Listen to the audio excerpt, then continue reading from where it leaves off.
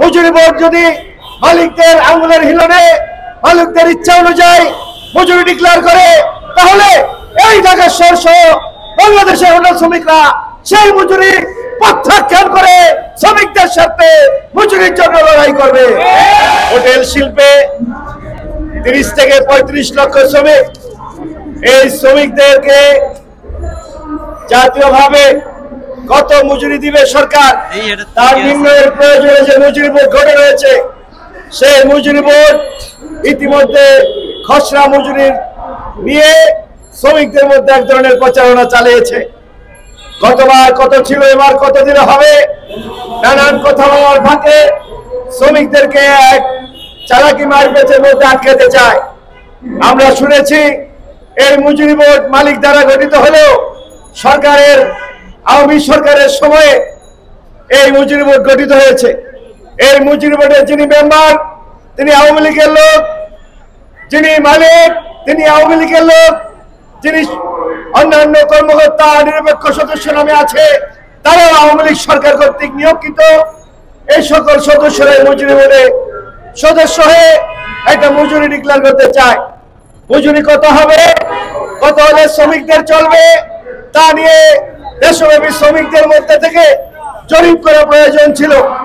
আমরা মনে করি সারা দেশের শ্রমিকদের কি চাহিদা, শ্রমিকদের পরিবার নিয়ে চলতে গেলে কত টাকা মজুরি দরকার, সেই মজুরি ডিক্লেয়ার করতে গেলে শ্রমিকদের প্রেক্ষিতে জরিপ হওয়া দরকার। মজুরি বোর্ডের পক্ষ থেকে মজুরি বোর্ড জরিপ করবে যে এই শ্রমিকরা কত ঘন্টা চাকরি করে, এই কাজ করার পরে তার পরিবার নিয়ে সে চলতে গেলে এই বাজারে তার কত মজুরি হওয়া দরকার।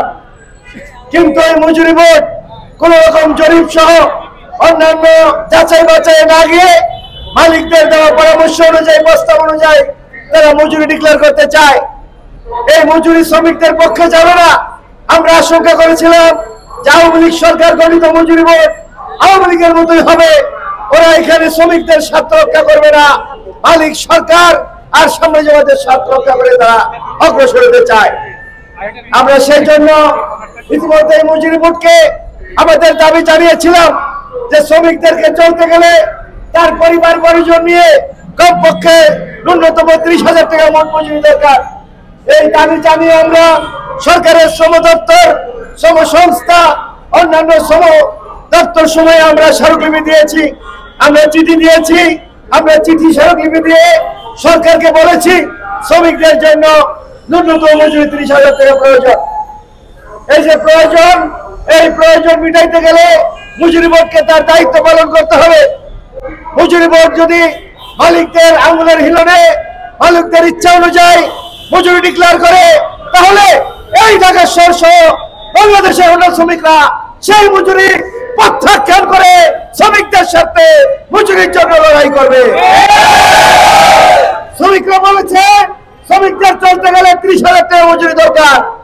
চাল, ডাল, তেল, নুন, দ্রব্যমূল্যের পাগলা ঘোড়া কমাইতে পারে না সরকার। দ্রব্যমূল্য যেভাবে বাড়ছে সেই তুলনায় যদি বাজারের সাথে সঙ্গতিপূর্ণ মজুরি ডিক্লেয়ার না হয়, তাহলে সেটা শ্রমিকদের স্বার্থে যাবে না, মালিকদের স্বার্থ রক্ষা হবে। ফলে সেই মজুরি শ্রমিকরা প্রত্যাখ্যান করবে। আমরা অতীতে দেখেছি আওয়ামী লীগ সরকার গত 17 সালে একটা মজুরি ডিক্লেয়ার করেছে, সেই মজুরিতে শ্রমিকদের স্বার্থ রক্ষা হয়নি, মালিকদের স্বার্থ রক্ষা হয়েছিল। মজুরি বোর্ডের মেম্বার মালিক সমিতির লোক এবং শ্রমিকরাও মালিক সমিতি হওয়ার কারণে, ওই শ্রমিক লীগের লোক হওয়ার কারণে তারা শ্রমিকদের স্বার্থে মজুরি ডিক্লেয়ার করে না। এখনো যদি সেই মজুরি দিয়ে মজুরি ডিক্লেয়ার করে, তাহলে বাজার দরের যে প্রয়োজন সেই প্রয়োজন মেটানো যাবে না। সেটা মিটাইতে গেলে শ্রমিকদের চাহিদা অনুযায়ী মজুরি প্রয়োজন।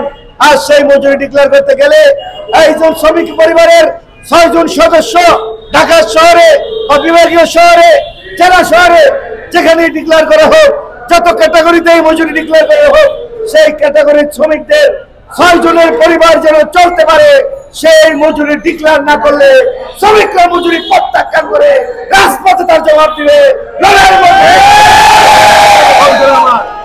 লড়াইয়ের মধ্যে দিয়ে আমরা অতীতে দেখেছি নানান সরকার আসে, সরকার যায়, এই সরকারগুলো শ্রমিকদের স্বার্থ রক্ষা করে না। যখন যেই সরকার আসে সেই সরকার মালিকদের স্বার্থ রক্ষা করে।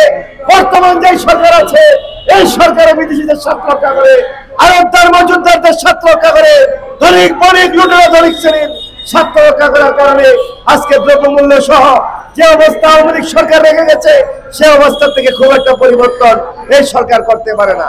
তারা কি চায়? সংস্কার করবে, সংস্কার মেরামত করবে, সংস্কার মেরামত করে একটা উপযোগী পরিবেশে। কিন্তু এই রাষ্ট্র অনুপযোগী জায়গায় রয়েছে, এটা মেরামত সংস্কার দিয়ে সমাধান হবে না। শ্রমিকদের স্বার্থ রক্ষা নাই, কৃষকের স্বার্থ রক্ষা নাই, মানুষের স্বার্থ রক্ষা নাই, শুধু বিদেশিদের প্রেসক্রিপশন অনুযায়ী আপনারা পরিচালিত হবে।